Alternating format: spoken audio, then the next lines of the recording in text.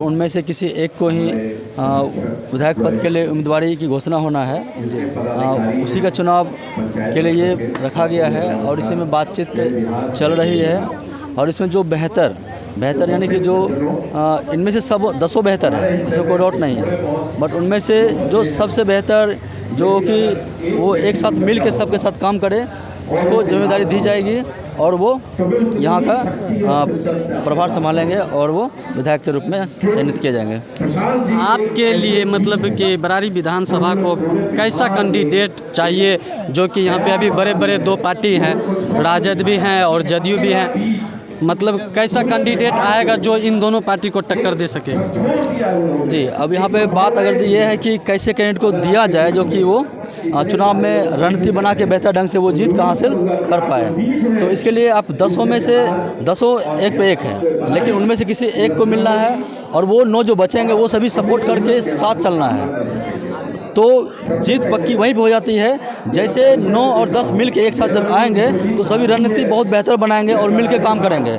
और इससे ये होगा कि इस बार जो एनडीए और इंडिया है, गठबंधन जो है एनडीए का और इधर महागठबंधन जो है, ये दोनों को हार मिलने की तय है। यहाँ पे लड़के लोग का कहना है, आप युवा प्रखंड अध्यक्ष हैं, आपसे एक सवाल होता है कि अभी लड़के ने कहा कि क्या पता अगर यहाँ जनसुराज का भी पार्टी अगर अपना विधायक बना लेती है तो फिर वो दोबारा बरारी विधानसभा में आएंगे कि नहीं आएंगे, वो विकास करेंगे कि नहीं करेंगे, इसका गारंटी कौन ले सकता है? इनके बारे में आप क्या कहेंगे? जी, सबसे पहले जनसुराज की जो बात है, इसमें ये पहला प्लान यही रखे हैं कि जो भी यहाँ पे कैंडिडेट होंगे वो बरारी विधानसभा से ही चयनित किए जाएंगे। बरारी विधानसभा में जितने भी प्रखंड हैं वो सब मिल के, यानी बरारी विधानसभा से ही लोकल जो होंगे यहाँ के, उसी को यहाँ पे वो सीट दिया जाएगा।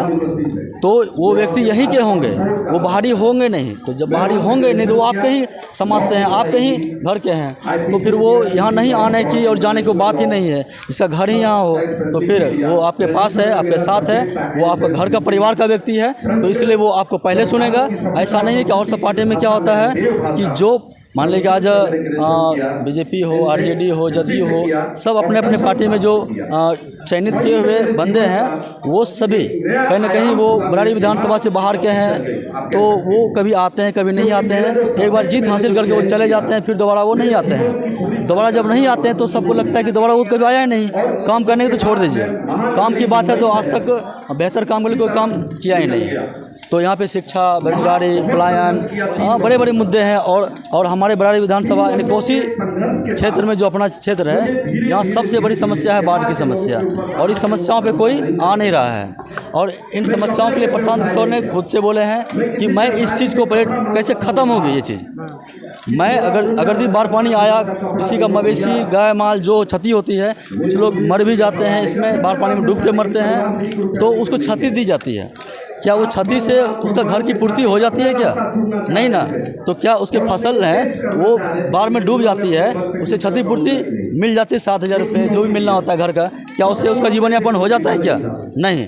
तो इससे होता नहीं है। लेकिन ये बार बार एक घूस के रूप में हम मानते हैं इसको, ठीक है। इन लोगों को 7,000 रुपये दे के मुँह बंद करने का काम किया जाता है, और ये बहुत ही गलत प्लान किया गया यहाँ पे। और सरकार इसी को लेकर आगे बार बार चल रही है, चाहे वो जिसकी भी सरकार हो, ये बार बार वो यही करती आ रही है। और ये सबसे गंदा प्लान इसको ये मानते हैं, कोई प्लान नहीं करता है कि बाढ़ कैसे खत्म हो। जनसुराज के सूत्रधार प्रशांत किशोर जी जो इलेक्शन लड़ेंगे, किस मुद्दे को लेकर के बरारी विधानसभा में आप लोग जाएंगे वोट मांगने के लिए? जी, सबसे पहले यहाँ पे बाढ़ की एक बड़ी समस्या है, तो ये प्लान भी इसका रहेगा फर्स्ट ऑफ ऑल। और सेकंड में आपका ये शिक्षा व्यवस्था है, पलायन की बात है, तो यहाँ के लोग को मजबूरी है कि बाहर जाके ही मजदूरी करना पड़ता है, जिससे कि उसका जीविकोपार्जन चलता है। और अगर भी बाहर नहीं जाए तो जीविकोपार्जन करना मुश्किल है, क्योंकि एक समय ऐसा आता है मौसम के हिसाब से कह सकते हैं, जैसे अभी का समय है और यहाँ पे बाढ़ फ्लड फैला हुआ है, तो खेती तो ख़त्म हो चुकी है। अब लोग क्या करेंगे? यहाँ पे कोई काम ही नहीं है, बाढ़ पानी में क्या करेंगे लोग? और खाने के लोग तो खाने को छोड़ दीजिए, रहने के लिए भी जगह उसके पास नहीं है,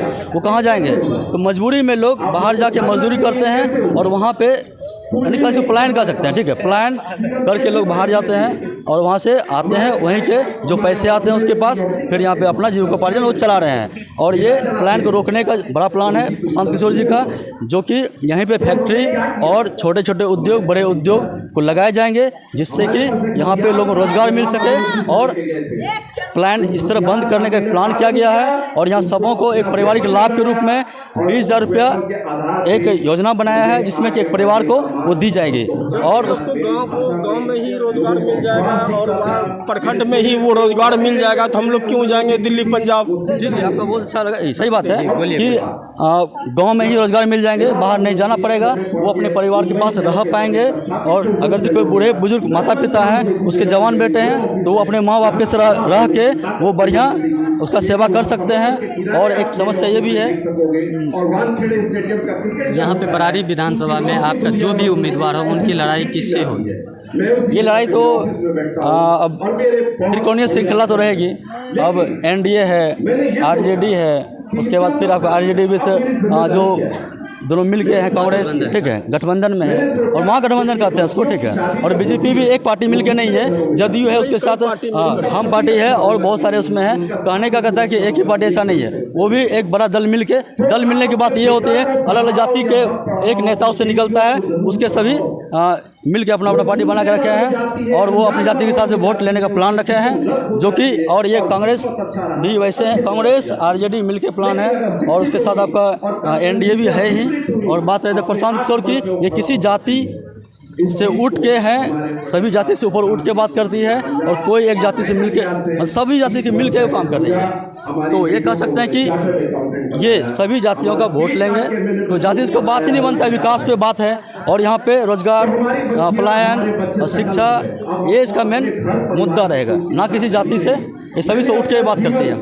लास्ट सवाल है कि क्या ये बड़े बड़े पार्टी जो है आरजेडी, कांग्रेस, सब महागठबंधन और एनडीए के दो लड़ाई होगी, क्या इन दोनों को पराजित करके आपकी पार्टी जनसुराज माला उठाकर, मतलब माला पहन के बरारी विधानसभा से जाएगी? जी जरूर, बरारी विधानसभा में इस बार पक्की जीत होगी हमारे जनसुराज के।